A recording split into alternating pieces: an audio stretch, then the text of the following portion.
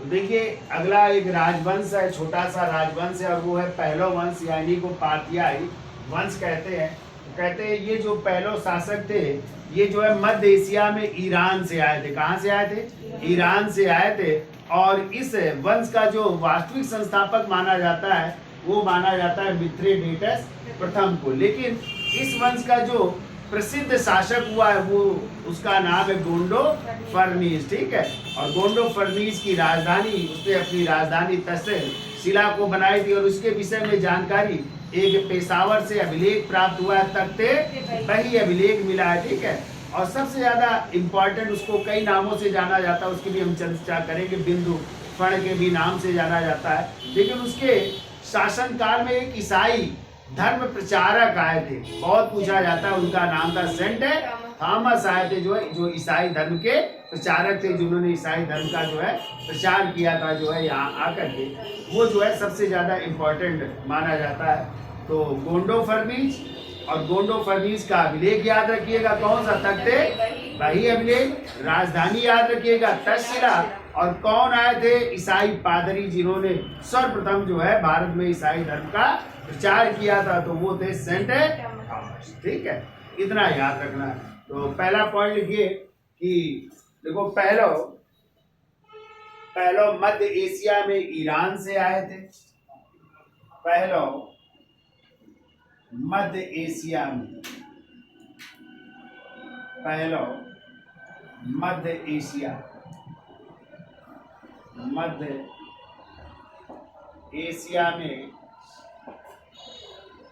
Iran से आए, Iran से आए थे, ठीक है। और इस वंश का यदि पूछा जाए वास्तविक संस्थापक कौन था, तो मिथ्रेडेटस प्रथम है।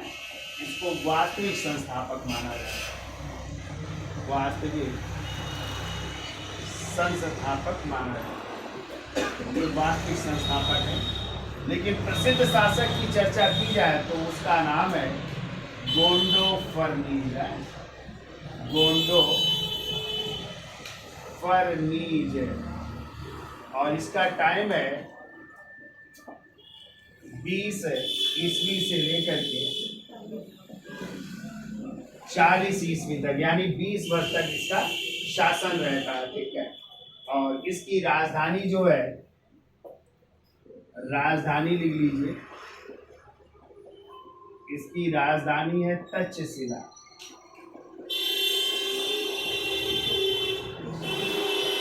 इसकी उपाधि पूछी जाए, उपाधि थी इसकी धम्मी करके उपाधि थी, ठीक है, धम्मी है। ये इसकी जो है उपाधि है, ठीक है। इसका अभिलेख है, अभिलेख लिख लीजिए, और उस अभिलेख का नाम है तख्त ए बही अभिलेख, तख्त ए बही अभिलेख है, जो मिला है पेशावर पाकिस्तान से। पेशावर जो आज पाकिस्तान में है, वहाँ से प्राप्त हुआ। अब देखिए इसी के शासनकाल में ईसाई धर्म प्रचारक आए थे। बहुत पूछा जाता है कौन आए थे ईसाई धर्म प्रचारक। ईसाई धर्म प्रचारक आए थे जिनका नाम था सेंट थॉमस। सेंट थॉमस भी कह सकते हैं या सेंट थॉमस भी कह सकते हैं। थॉमस एक ही चीज है, दोनों लिख लीजिएगा। ये जो है ईसाई धर्म प्रचारक आए थे।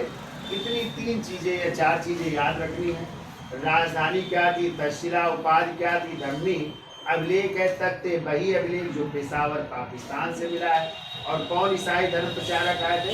सेंट थॉमस आए थे, ठीक है। तो ये आए थे। इसका उपनाम लिख लो, उपनाम लिखना हो तो। हमने आपको बताया था उपनाम जो है बिंदु फड़ के नाम से जाना जाता है। बिंदु फड़, या इसी को जो है गुदभर भी कहते हैं, ठीक है। गुदभर, ये ठीक है। तो गुदभर करके लिख लीजिएगा, ठीक है। इस नाम से भी जानते हैं। जब उपाधि में लिख लो, और भी उपाधियां थी, देवव्रत की भी उपाधि थी, धमनी की भी उपाधि थी, देवव्रत की भी उपाधि थी। उपाधियां कई सारी हैं इसकी, मेन में लिखिए, याद हो नहीं पाएंगे आप लोगों को, इनमें 2 उपाधियां लिख लीजिए, ठीक है।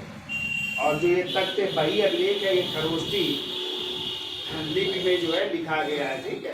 तो किस लिपि में है? खरोष्टी लिपि में लिख लेना इसको, ये खरोष्टी लिपि में है। खरोष्टी लिपि जो दाएं से बाएं लिखी जाती है, वो लिपि में है, ठीक है। अब देखिए, इसी समय एक तक्कुश ने जो है सिद्ध मातृका, एक लिपि का आविष्कार हुआ था तक्कुश द्वारा। देखो, तक्कुश द्वारा सिद्ध मातृका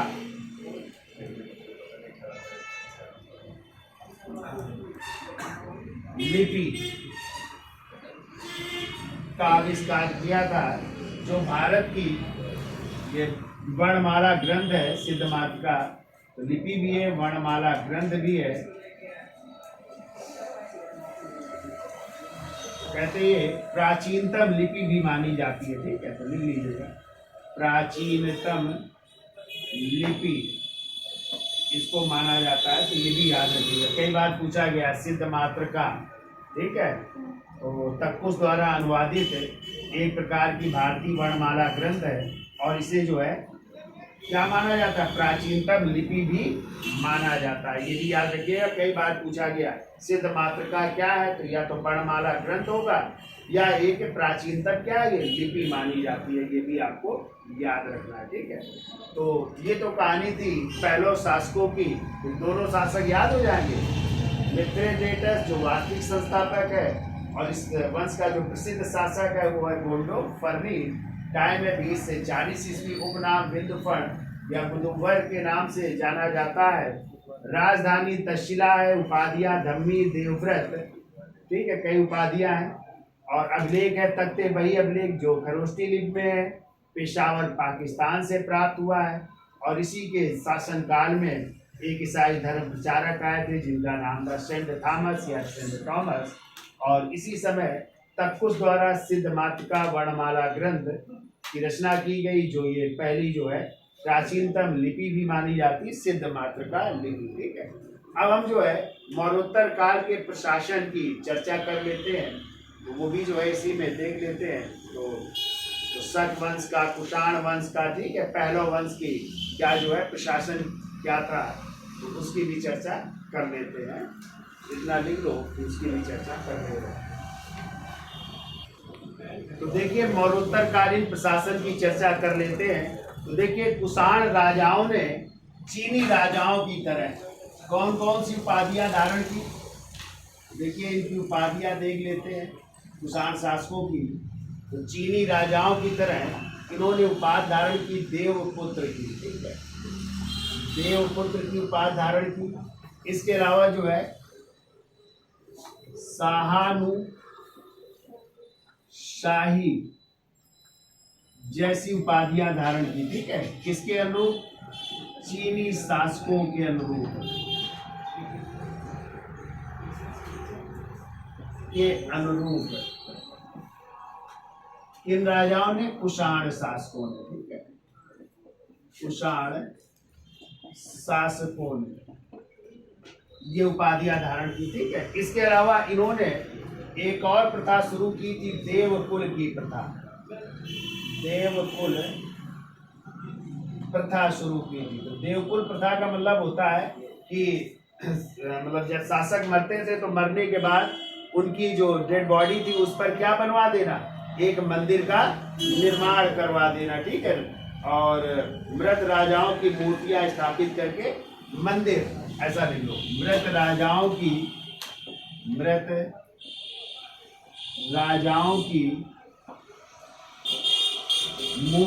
स्थापित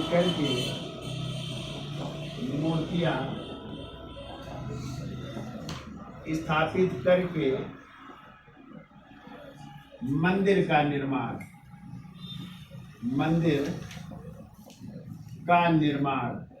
तो ये प्रथा कहलाती थी देवकुल प्रथा की भी शुरुआत की थी। ठीक है, इसके अलावा जो है कुषाण शासकों ने प्रांतों में, तीसरा पॉइंट के, कुषाण शासकों ने प्रांतों में द्वैध शासन प्रणाली की शुरुआत की। ठीक है, प्रांतों में द्वैध शासन प्रणाली यानी दोहरा शासन है, द्वैध शासन प्रणाली की शुरुआत की।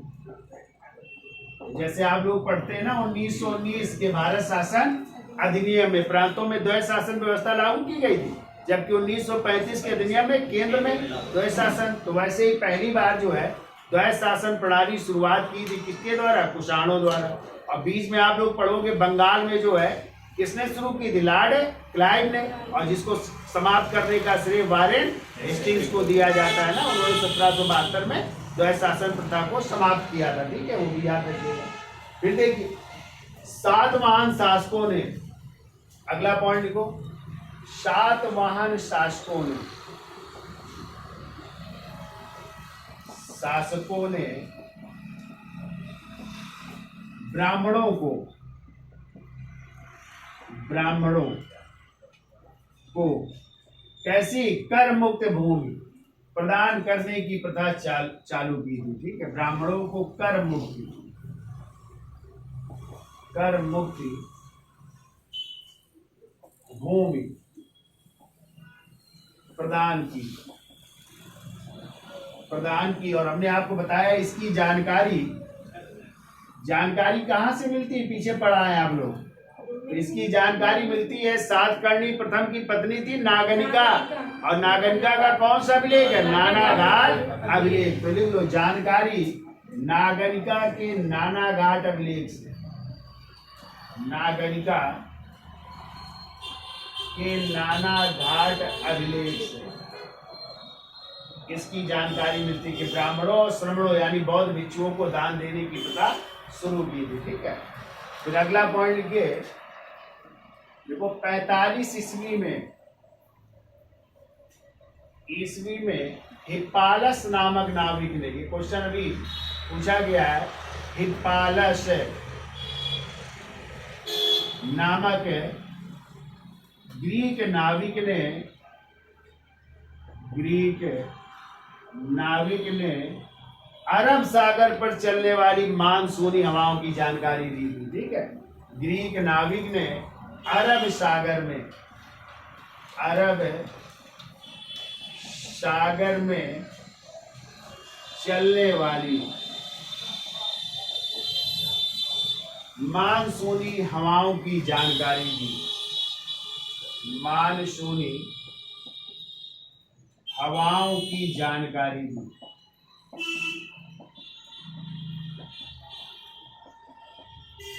मानसूनी हवाओं की जानकारी दी थी। ठीक है, अब देखिए इस समय महत्वपूर्ण उद्योग जो है, देखिए अगला पॉइंट, महत्वपूर्ण उद्योग। महत्वपूर्ण उद्योग था सूत की कताई एवं बुनाई। सूत की कताई एवं बुनाई इस समय का महत्वपूर्ण उद्योग था। ठीक है, और सूती वस्त्र के प्रमुख केंद्र यदि पूछे जाए तो उरैयूर। तो देखिए सूती वस्त्र के प्रमुख केंद्र, सूती वस्त्र के प्रमुख केंद्र थे, एक तो उरैयूर था और दूसरा था अरिकामेडु। अरिकामेडु ये कई बार पूछा गया है, इसका नाम पूछ लेते हैं और किस नाम से जाना जाता था, इसको पेडोग भी कहते थे। हाँ, अरिकामेडु या पेडोग। ये सूती वस्त्र के जो है प्रमुख केंद्र थे उरैयूर। ये तमिलनाडु के इलाके हैं, तो वहां पे जो है। ठीक है, अब जो को चीनी वस्त्र भी आते थे, तो चीनी वस्त्रों का भी प्रचलन था। चीनी वस्त्र जिन्हें चीन पट्ट कहते थे, का प्रयोग होता था।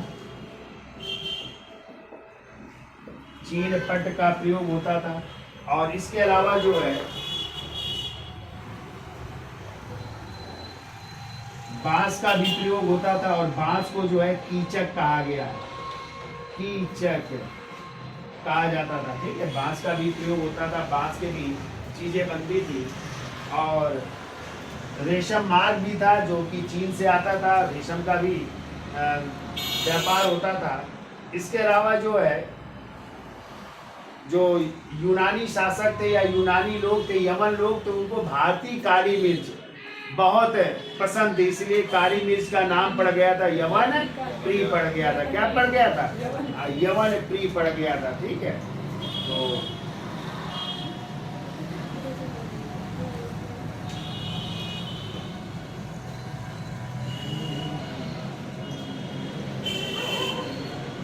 तो पश्चिम के लोगों को, पश्चिम के लोगों को भारतीय काली मिर्च, भारतीय काली मिर्च इतनी पसंद थी, इसका नाम पड़ गया यवन प्रिय।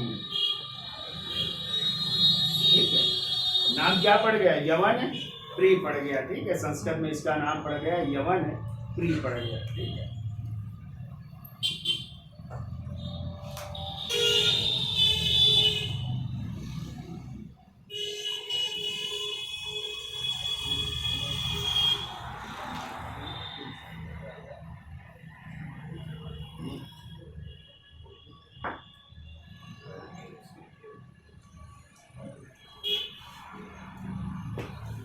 अब देखिए सिक्के देख लेते हैं, मरणोत्तर काल में कौन कौन से सिक्के चलते थे।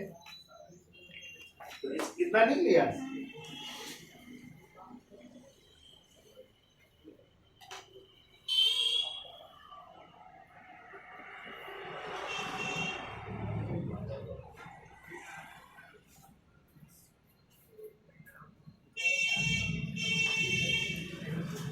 देखिए सोने का सिक्का क्या कहलाता था? सोने का सिक्का, तो सोने का सिक्का कहलाता था निष्क, कामा सुवर्ण, निष्क, सुवर्ण और पल कहलाता था। ठीक है, पल। फिर देखिए चांदी का सिक्का, चांदी का सिक्का कहलाता था शतमान, शतमान कहलाता था। ये देखो तांबे का सिक्का,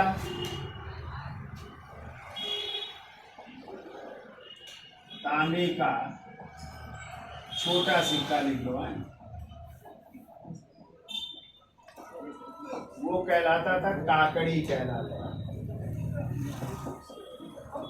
तांबे का छोटा सिक्का जो है वो काकड़ी कहलाता था।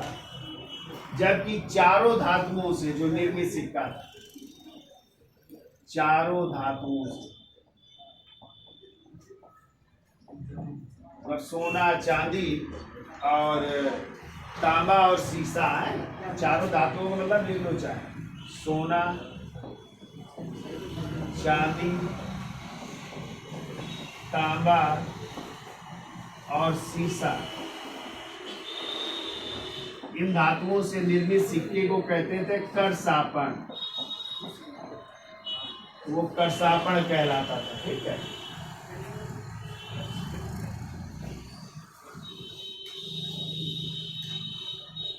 फिर लिख लो शक एवं सातवाहन काल में, शक एवं सातवाहन काल में जो सिक्कों का अनुपात था वो था 1:35, यानी स्वर्ण एवं रजत सिक्कों का अनुपात, स्वर्ण एवं रजत, जो सिक्कों का अनुपात था वो था 1:35 का अनुपात था, ठीक है। जबकि शक एवं कुषाण काल में, अगला लिख लो, शक एवं कुषाण काल में यही जो है अनुपात जो है 14:1 था, 14:1 हो गया था, ठीक है, शक एवं कुषाण काल। लिख लीजिए। अब देखिए साहित्य की चर्चा कर लेते हैं। इस समय कौन कौन सी किताबें हैं जिनकी रचना की गई, उसकी भी चर्चा कर ली जाए।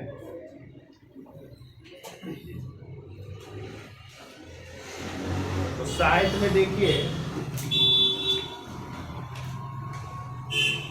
साहित्य तो आप लोगों ने भरत मुनि की पुस्तक पढ़ी है। देखो भरत मुनि, और भरत मुनि की पुस्तक है नाट्य शास्त्र।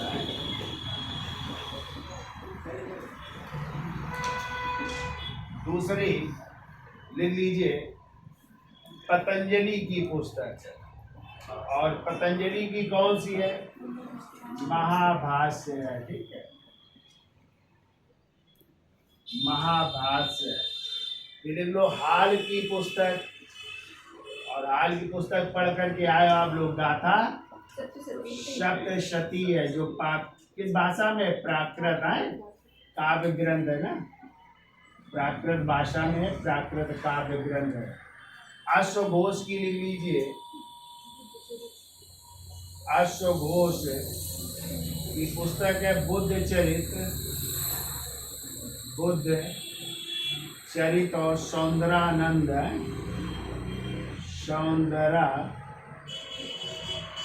नंद जो है ये इनकी है, ठीक है, अश्वघोष की।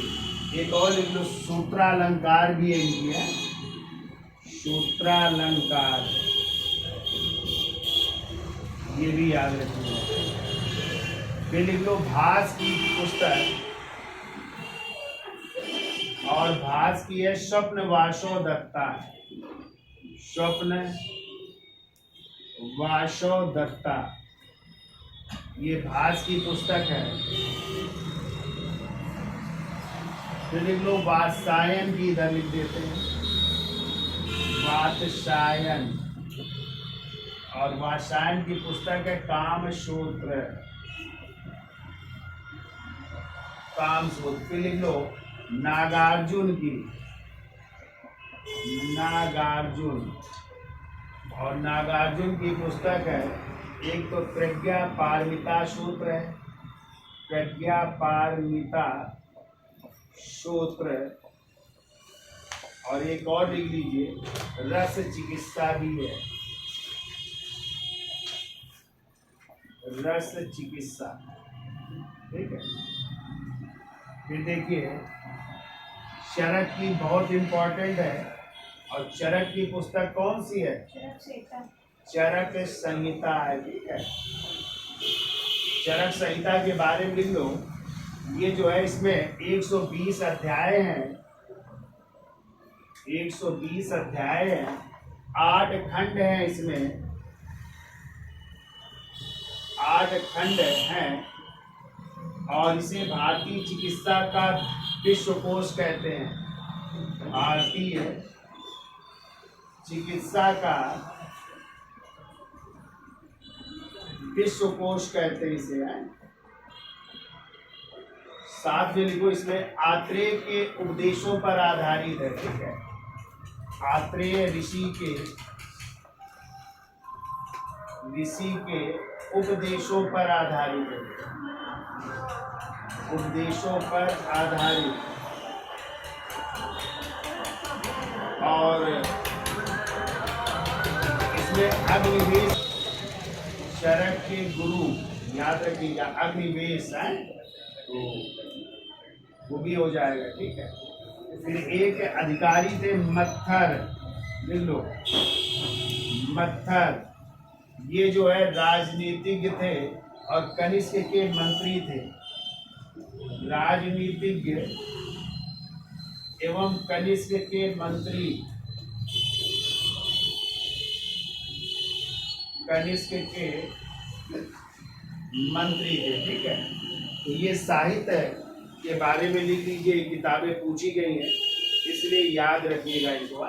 तो भरत मुनि का नाटशास्त्र, पतंजलि की महाभाष, आल की गाथा, सप्तशती, अश्वघोष की बुद्ध चरित, सौंदरानंद सूत्रालंकार, आस की है स्वप्न वासोदत्ता, वात्सायन की है कामसूत्र, नागार्जुन की प्रज्ञा पारमिता सूत्र एवं रस चिकित्सा, जबकि चरक की पुस्तक है चरक संहिता। और चरक संहिता के बारे में लिख लो, 120 अध्याय में है, 8 खंड है, भारतीय चिकित्सा का विश्वकोश कहते हैं, आत्रेय ऋषि के उपदेशों पर आधारित है और इसमें अग्निवेश यानी चरक के गुरु थे जो है उनका भी उल्लेख है।